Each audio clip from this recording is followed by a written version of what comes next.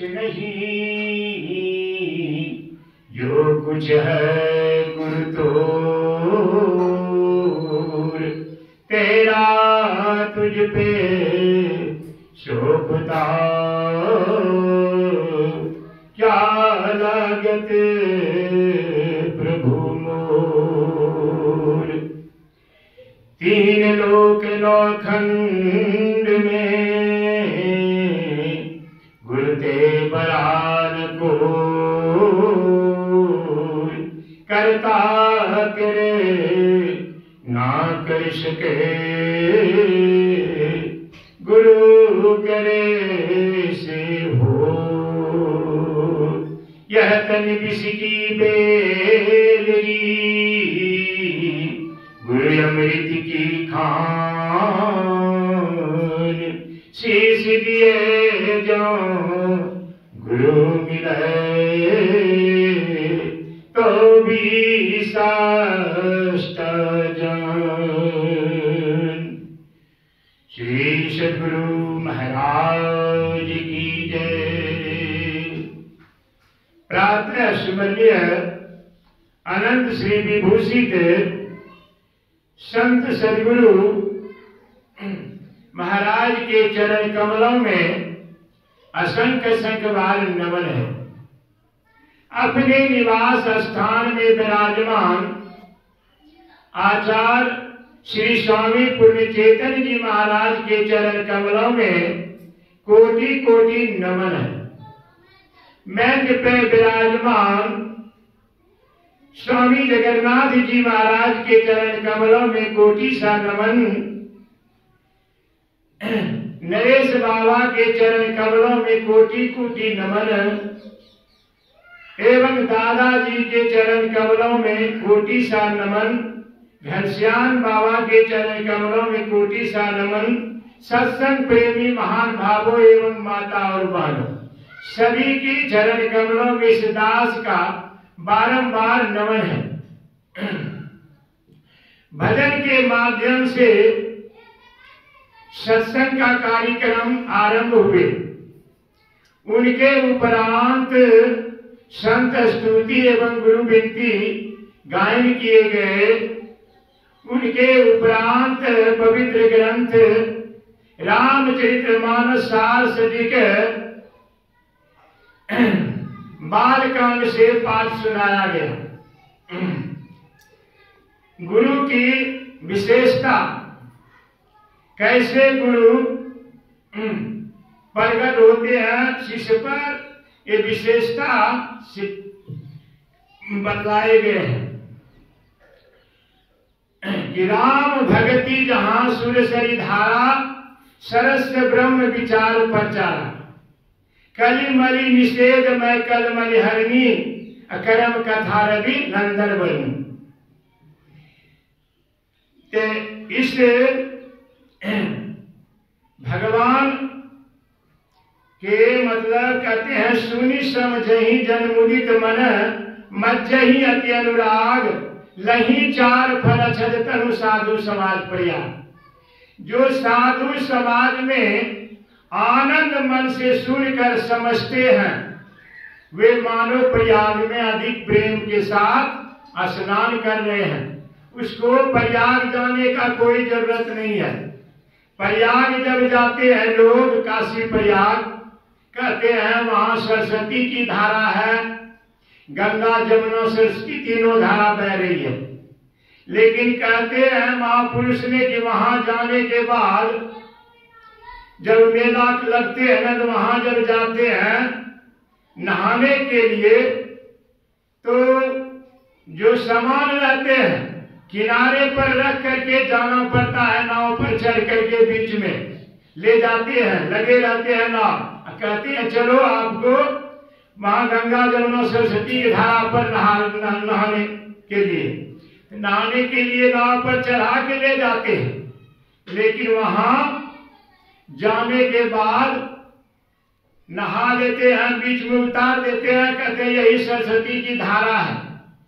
और नहा करके वहां से जब आते हैं तो यहाँ किसी का मोटरी गायब हो जाते हैं, किसी का साथी इधर उधर बिछड़ जाते हैं, कोई उधर रो रहा है, कोई इधर रो रहा है, किसी का पैसा इधर उधर हो जाते हैं, तो अब बताइए वहां जाने के बाद लोग सुखी होना चाहिए, लेकिन वहां दुखी हो जाते हैं। लेकिन ये जो अभी जो बैठे हुए हम लोग संतों के शरण में, गुरु महाराज के शरण में, ये चलता फिरता तीर्थराज है, ये कहीं भी मिल सकते हैं और यहाँ कोई खर्चा नहीं लगते उतना जितना प्रयाग जाने में लगते। यहाँ बैठे बैठे सुनिए और वहाँ जो फल मिलेंगे प्रयाग में वो फल यहीं पर मिल जाएंगे आप लोगों को, जो कोई खर्चा नहीं लगेगा। इसलिए संतों की वचन सुनने के लिए प्रयास करना चाहिए, क्योंकि बिना गुरु भवनिधि तरिए न कोई जो बिरंची शंकर सम हुई। सदगुरु के बिना किसी का उद्धार आज तक नहीं हुआ है। जब तक संतों के शरणों में नहीं जाएंगे तब तक उसका उद्धार नहीं हो सकता, क्योंकि आजकल जो है वेशभूषा बहुत तरह के होते हैं, लेकिन संत जो होते हैं, संत किसे कहते हैं? जो शांति को प्राप्त कर लिए हैं वही संत कहते हैं।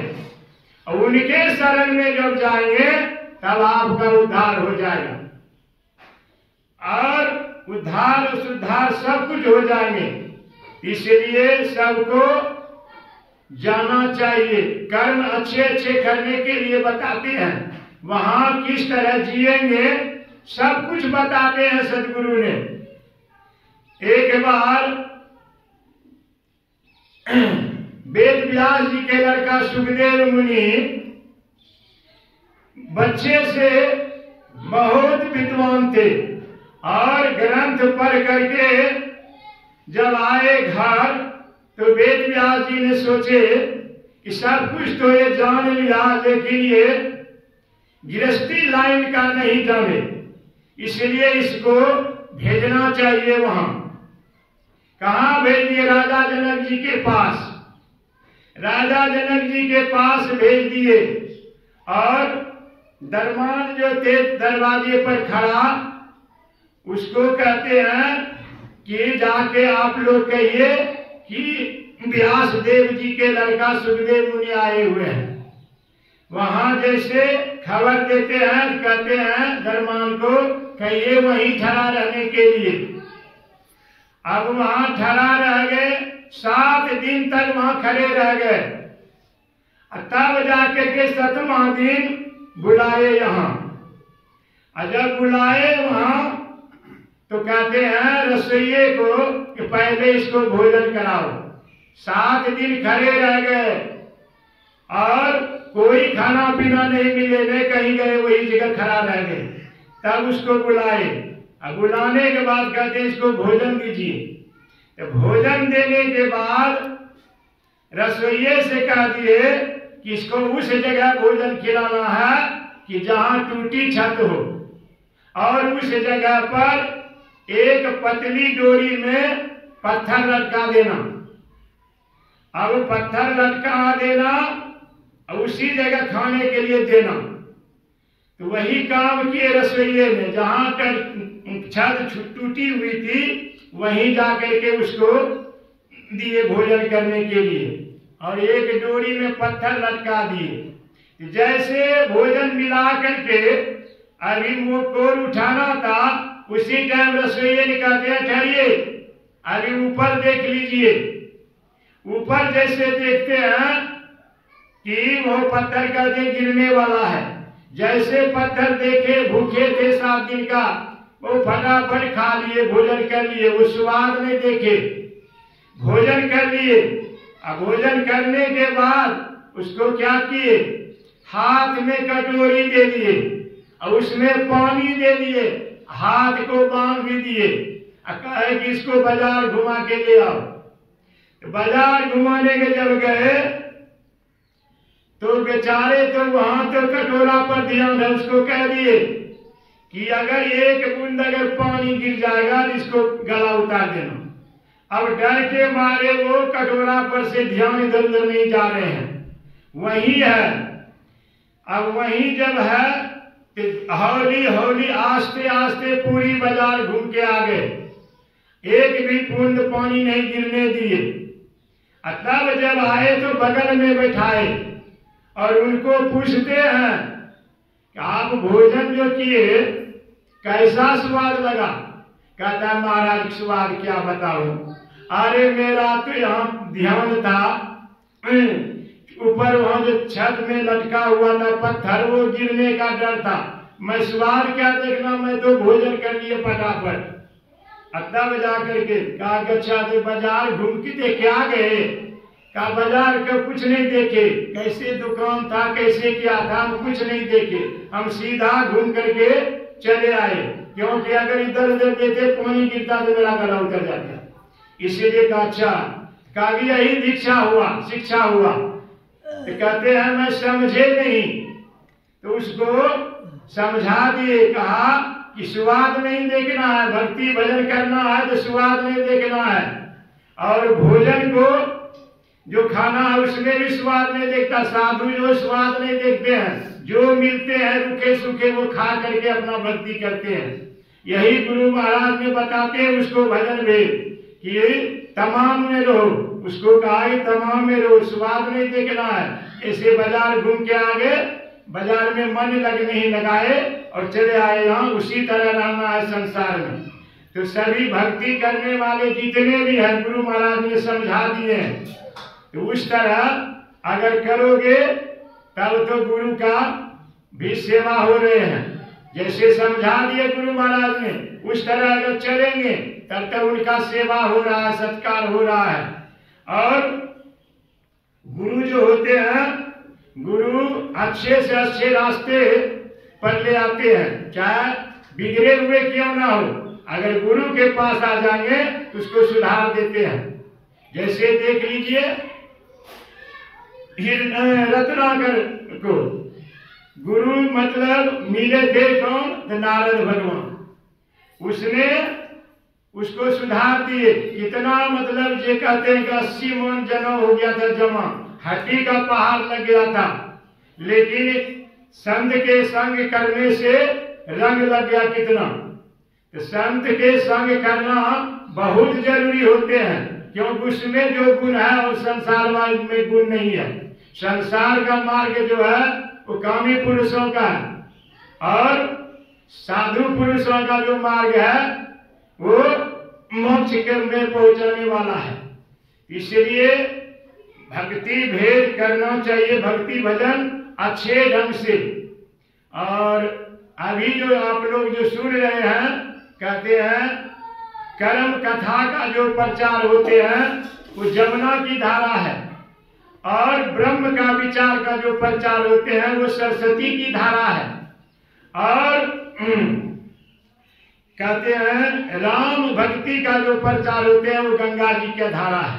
यहाँ तीनों धारा चलते हैं, और उसमें अगर मन लगा के अगर जो सुनेंगे समझेंगे संतों का विचार, तो आप लोगों का उद्धार सुधार सब हो जाएंगे। और इसलिए सभी को अच्छे ढंग से, कितने आदमी है लेकिन कोई नहीं पहुंचे, इतने आदमी मच्छी वाला में नहीं है, जिसका भाग पूर्व जन्म का उदय है वही इसमें भाग लिए हैं।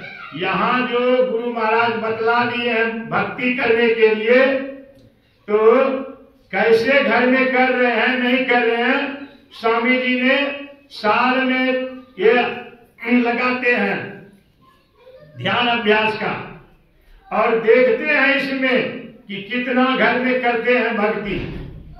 इसलिए यहाँ पता लगता है, जैसे परीक्षा में लोग साल भर पढ़ते हैं, एक बार पेपर देते हैं, अच्छा जो पढ़ते वो पास हो जाते हैं, नहीं पढ़ते तो फेल हो जाते हैं। उसी तरह हम लोग को भी अभी गुरु महाराज ने स्वामी जी ने चलाए हैं, इसमें देखते हैं और उसका रंग भी लगते हैं, साथ में बैठ करके जो करते हैं उसका प्रभाव भी पड़ते हैं। जैसे गाछ के नजदीक फूल है, उसके गाछ के नजदीक पहुंचेंगे तभी सुगंध लगेंगे, और बाहर बाहर चले जाने से सुगंध नहीं लगता। इसलिए गुरु महाराज के समीप आकर के जो करते हैं उसका प्रभाव पड़ते हैं। इसलिए सबको आना चाहिए। मैं बाकी स्वामी जी बैठे हुए हैं, सब कुछ का खुलासा हो जाएंगे। तो मैं अपना वाणी को यही विराम दे रहा हूं। श्री सद्गुरु महाराज की जय।